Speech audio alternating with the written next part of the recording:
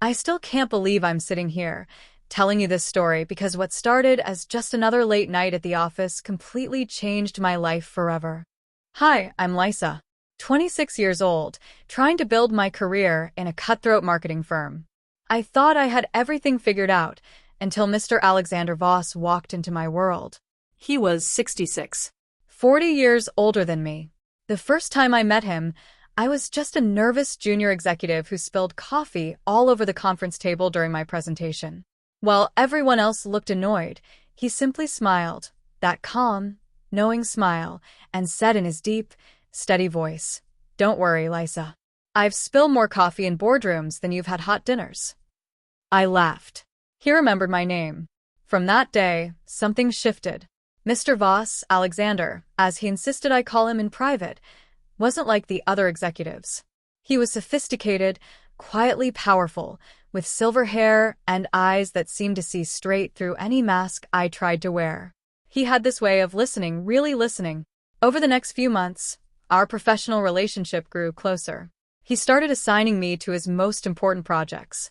We'd stay late discussing campaigns, and those meetings slowly stretched into conversations about life, dreams, regrets. One rainy Thursday evening, the entire office had left. It was just us in his corner office, city lights sparkling below. I was explaining my ideas for a new client pitch when I noticed he wasn't looking at the slides anymore. He was looking at me. "Lisa," he said softly, "do you ever feel like you're living someone else's version of success?" My heart skipped. The question hit too close. I admitted I'd been feeling lost, that I was tired of pretending to have it all together. He listened without judgment. Then he reached across the table and gently touched my hand. Just for a second.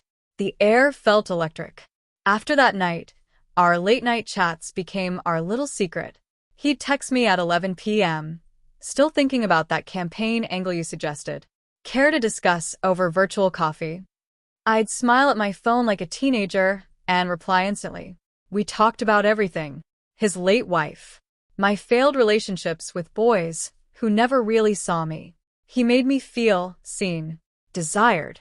Not in a creepy way, but in that deep, respectful way that made my stomach flutter. Then came the first real twist. It was past midnight during one of our calls. I'd had a terrible day. My ex had texted me out of nowhere, stirring up old pain. I broke down on the phone.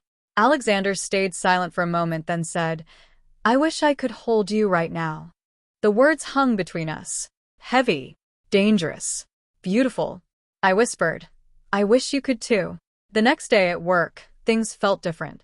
Every time our eyes met across the conference room, the tension was unbearable. During a team meeting, his hand brushed mine while passing a folder. I nearly dropped it.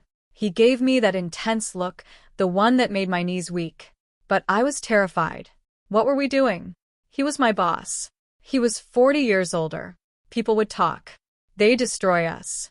I tried to create distance. I started leaving earlier, avoiding our late calls. For 3 days, it worked. Until the night he showed up at my apartment building. "Lisa," he said when I opened the door, rain dripping from his coat, "I can't pretend anymore. These feelings, they've been growing for months. I know how impossible this looks. But when I'm with you, I don't feel 66. I feel alive." My heart was pounding so hard I could barely breathe. I wanted to kiss him right there. Instead, I pulled him inside before anyone saw. That night we talked for hours on my couch. He told me about the emptiness he'd felt for years after losing his wife. How my energy, my passion, had woken something in him he thought was long dead. But then came the emotional conflict. "I can't do this to your career," he said suddenly, standing up. "If anyone finds out, they'll say I took advantage. They'll ruin you. Maybe I should transfer you to another department."